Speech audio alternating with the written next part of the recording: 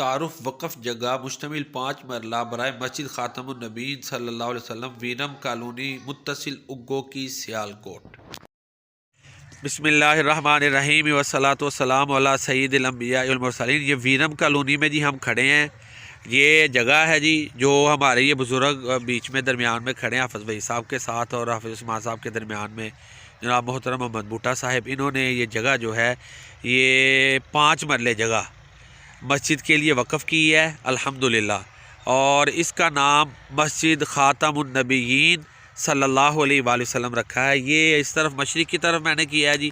یہ آگے ہمارا وہ یہ آگے جو نظر آ رہا ہے وہ جو ہے نا ویرم کا مین گلہ ہے، ادھر سے قریب ہے۔ تو یہ جگہ الحمدللہ نشاندہی ہو گئی ہے۔